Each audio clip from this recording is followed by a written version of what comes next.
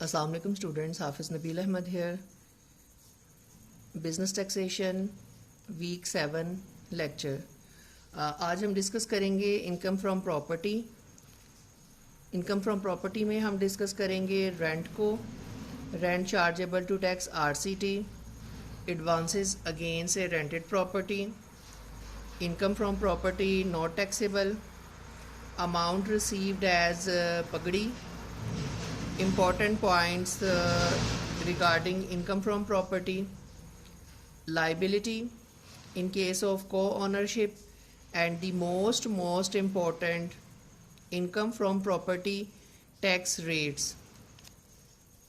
First सबसे पहले discuss करते हैं income from property.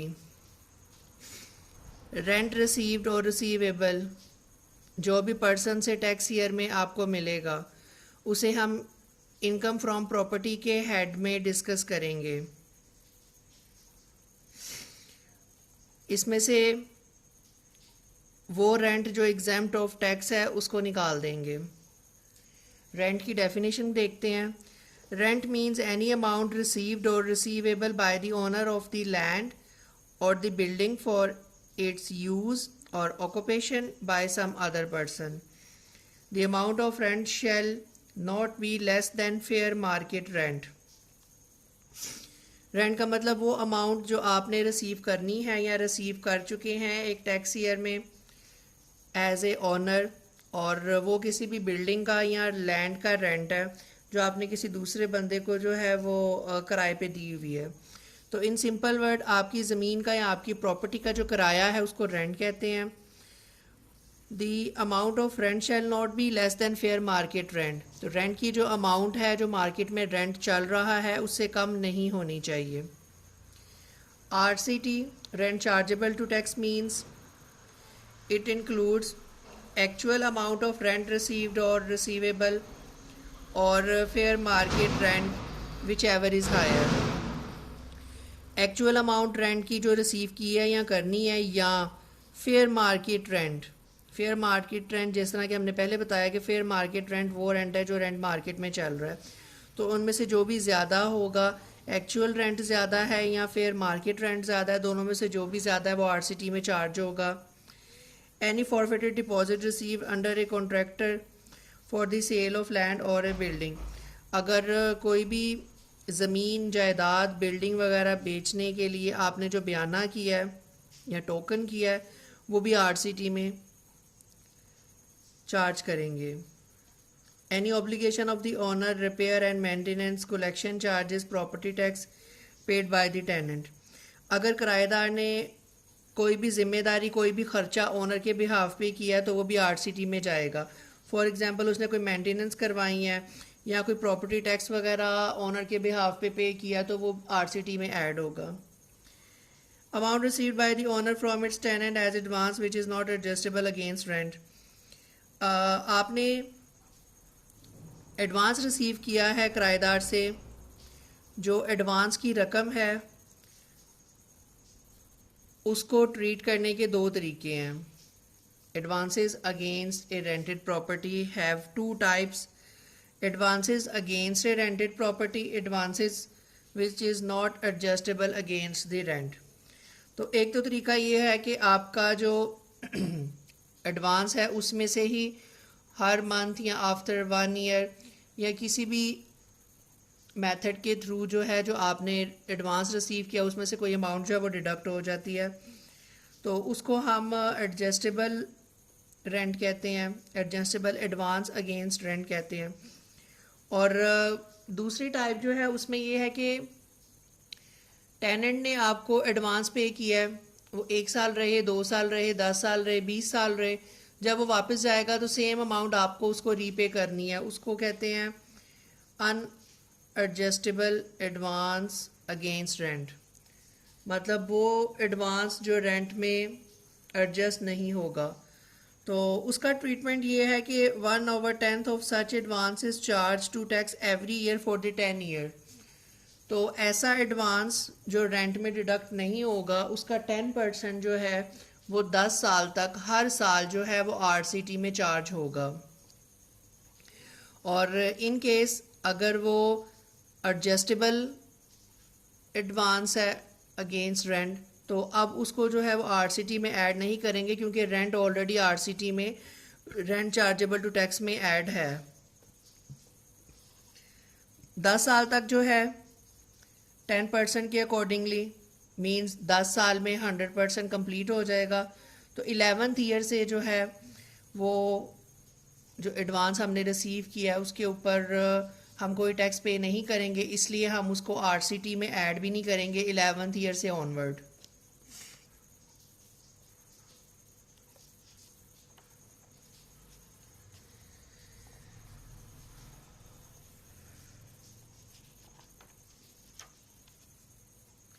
Income from property not taxable.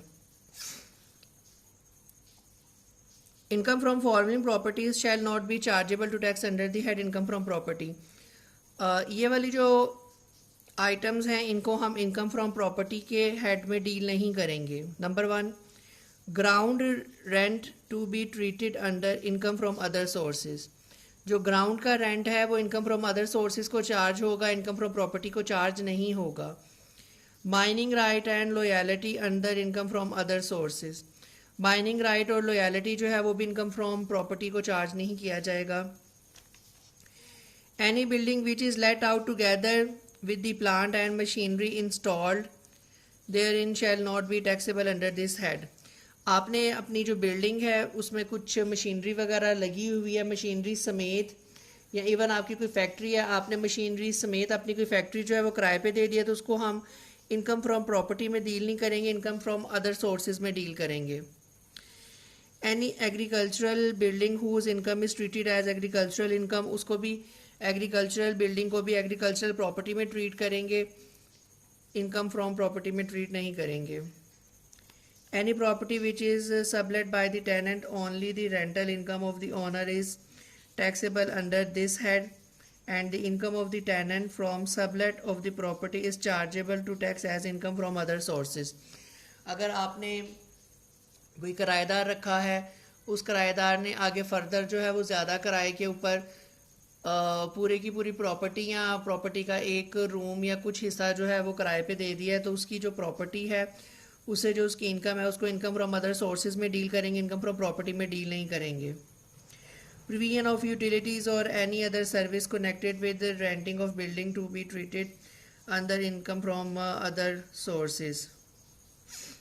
आपने बिल्डिंग के साथ साथ जो है वो रेंट के साथ आपको बिलों के पैसे आ रहे हैं, किसी भी और किस्म की अगर इनकम आ रही है, तो वो जो अदर इनकम है जस्ट लाइक यूटिलिटीज़ की या किसी भी और सर्विस जो आप प्रोवाइड कर रहे हैं उसकी, उसको इनकम फ्रॉम अदर सोर्सेज में डील करेंगे, इनकम फ्रॉम बिल्डिंग में, इनकम फ्रॉम प्रॉपर्टी में डील नहीं करेंगे। Amount received for vacating the possession of a property called पगड़ी। कुछ इलाकों में ये रिवाज होता है कि जब वो दुकान खाली करते हैं तो दुकान खाली करने के अगेंस्ट जो है वो जिस बंदे को दुकान देते हैं उससे कुछ अमाउंट रिसीव करते हैं, उस अमाउंट को पगड़ी कहते हैं। पगड़ी जो है इसका भी ट्रीटमेंट जो है वो एज इट इज़, वो पर्सन जो पगड़ी रिसीव करेगा, पगड़ी की जो अमाउंट है वो इनकम फ्रॉम प्रॉपर्टी में डील होगी और उसका जो ट्रीटमेंट है वो भी अनएडजस्टेड एडवांस जैसा ही होगा। 10 साल तक वो आरसीटी को चार्ज करेंगे और 10 साल के बाद वो चार्ज करना जो है वो ख़त्म कर देंगे।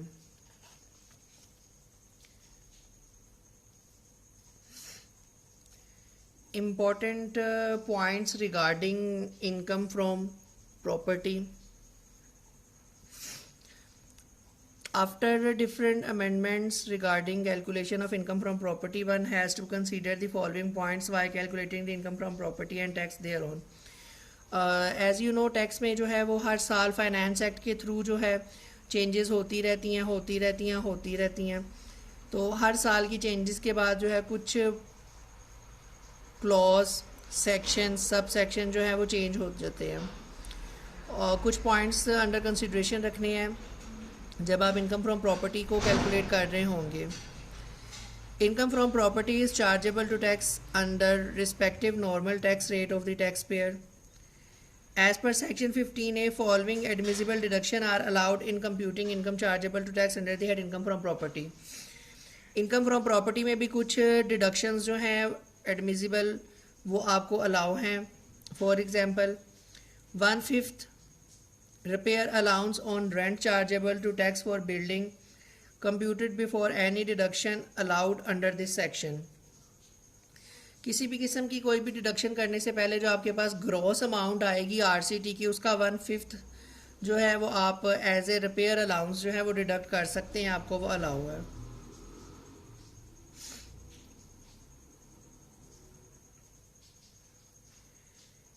The expenses actually incurred on repair will not be considered, but in all cases repair allowance of 1/5 of RCT is allowed to be deducted.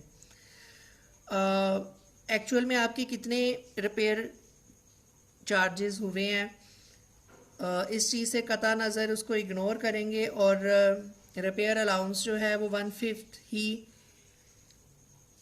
Deductible है.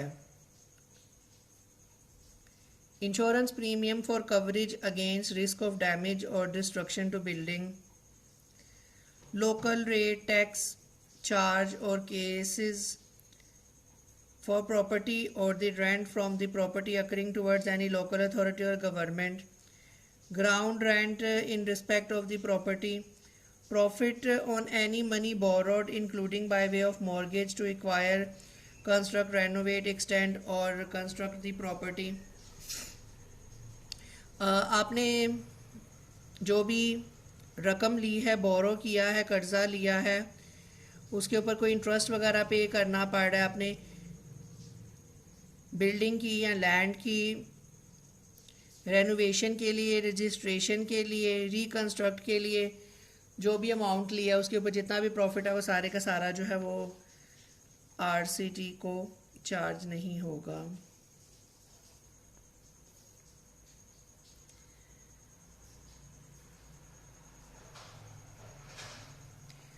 Share in rent and share in appreciation in the value of property against borrowed capital from House Building Finance Corporation. House Building Finance Corporation से आपने कोई loan वगैरह लिया, again renovation के लिए, extension के लिए, एक्सटेंशन के अलावा रिकंस्ट्रक्शन के लिए, तो उस पर भी किसी किस्म की कोई भी अमाउंट जो है वो चार्ज नहीं होगी. हाउस बिल्डिंग फाइनेंस कॉरपोरेशन से जो कर्जा लिया है वो भी जो है वो उस पर भी वो भी नॉन टैक्सेबल है. अमाउंट ऑफ प्रॉफिट और interest on mortgage or charge where the property subject to a mortgage or other capital charge. collection charges or costs not exceeding 6% of the gross rent chargeable to tax before deductions for the purpose of collecting the rent due in respect of the property. collection charges जो हैं वो 6% तक जो है वो deduct हो सकते हैं अगर आपने कोई पर्सन हायर किया हुआ है जो रेंट कलेक्ट करता है. इवन आपको भी जो है वो रेंट कलेक्ट करने के लिए जो है वो चार्जेस उसके ऊपर इनकर्ड होते हैं.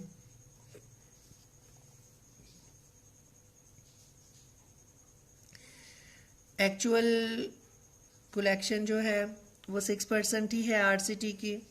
The lesser amount is allowed as deduction. 6% से कम जो अमाउंट है वो डिडक्शन में अलाउ है.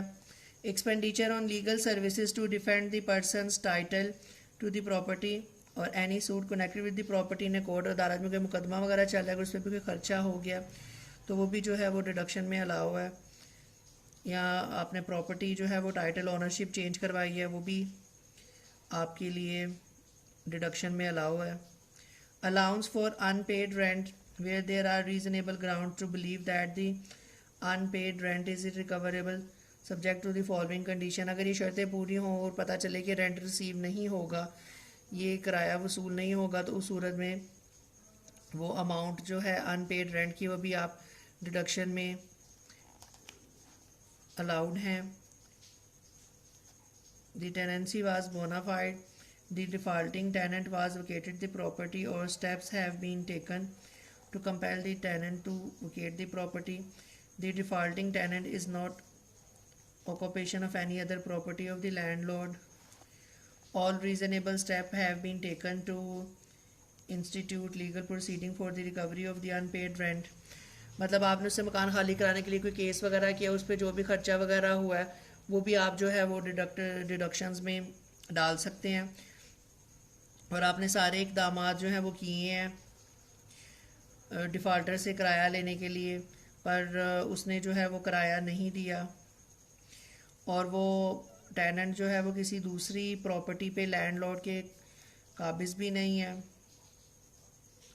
Unpaid rent has been included in the income chargeable to tax under the head income from property for the tax year in which the rent was due and tax has been duly paid on such income।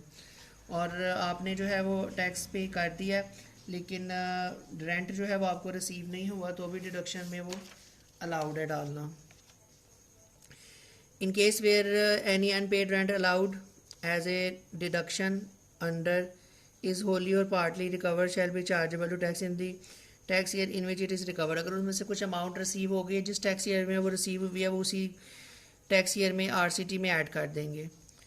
Any expenditure allowed to a person under this section as a deduction shall not be allowed as a deduction in computing the income of the person chargeable to tax under any head of income। The provision of section 21 not admissible expenses for business shall apply in determining the deduction allowed to person under this section in the same manner as they apply in determining the deduction allowed in computing the income of person chargeable to tax under the head income from business। तो इसका जो income from property से related items है वही हम income from property में डालेंगे, बाकी जो आइटम है उनको हम इनकम फ्रॉम बिजनेस या इनकम फ्रॉम अदर सोर्सेज में ट्रीट करेंगे।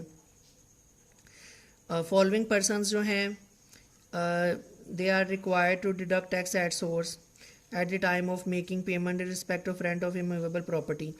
ये लोग जो है इमूवेबल प्रॉपर्टी पे रेंट पे करते हुए जो टैक्स डिडक्टेड एट सोर्स कर सकते हैं, including furniture and fixture and services relating to such property on the gross rent paid। उनमें कौन कौन शामिल है? The federal government, provincial government, local government, company, non profit organization और a charitable institution, a diplomatic mission of a foreign state, any other person notified by board for this purpose, private educational institution, boutiques, beauty parlors, hospitals, clinics and maternity homes, individual and AOPs if annual rent is 1500,000 और above। ये वो लोग हैं जो tax जो है वो at source deduct कर लेंगे।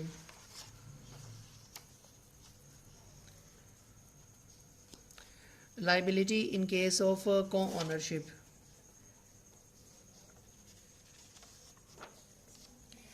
When a property is jointly owned by two or more persons, then share of each person from income from property is to be taxed in the hand of respective co-owners independently at not in the hands of co-ownership jointly। अगर एक property जो है उसके दो या दो से ज़्यादा शेयर होल्डर हैं तो वो अपने जो इंडिविजुअल इनकम है उसमें इसको अलग-अलग सेपरेटली जो है वो मेंशन करेंगे, जॉइंटली जो है वो उसको मेंशन नहीं करेंगे। One more thing, such property shall not be taxed as association of person. उस प्रॉपर्टी को हम एओपी के तौर पे भी ट्रीट नहीं कर सकते। Share of each person shall be included in his total income. Her person का जो शेयर है वो उसकी टोटल इनकम में, जो इनकम फ्रॉम प्रॉपर्टी के हेड में और कोई अदर हेड में अगर इनकम है तो वो उसमें शो हो जाएगा। And the most important, the last topic, income from property tax rate। In simple words, updated tax rates of withholding tax on income from property for individual and AOPs। 2019 में government ने जो with holding tax rate है या tax rate on income from property और individual उसको change किया है, और विद होल्डिंग टैक्स जो income from property for companies है उसको रिमेन सेम रखा है। इनकम फ्रॉम प्रॉपर्टी का जो कंपनीज का टैक्स रेट है वो 15% है, और इंडिविजुअल एंड एओपीज़ के लिए गवर्नमेंट ऑफ पाकिस्तान ने एफबीआर के थ्रू, फाइनेंस एक्ट के थ्रू जो नए रेट एप्लीकेबल किए हैं उनकी डिटेल कुछ इस तरह से है।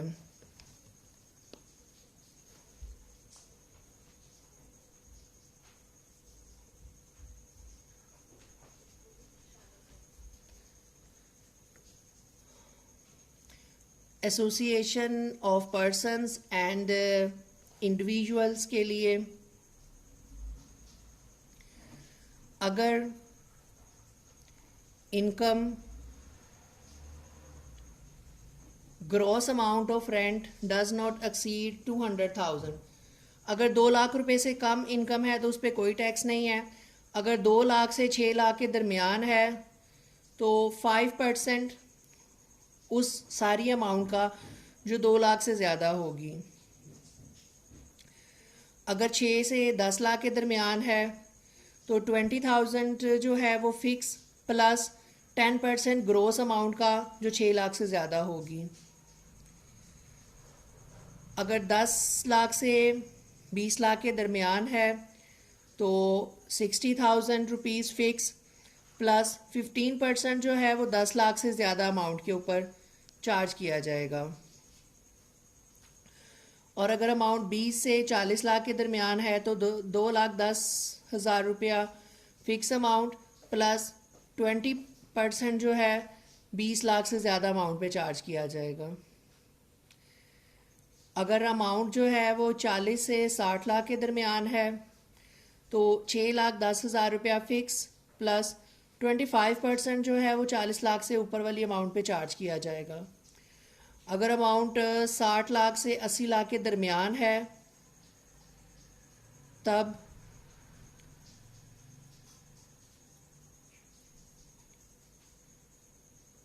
$11,10,000 रुपये फिक्स प्लस 30% 60 लाख से ऊपर वाली जो अमाउंट है उस पर चार्ज किया जाएगा। और अगर अमाउंट जो है वो 80 लाख से ज़्यादा है देन 17,10,000 रुपया जो है वो फिक्स अमाउंट प्लस 35% जो 80 लाख से ऊपर की अमाउंट है उस पर पूरी अमाउंट पे चार्ज किया जाएगा।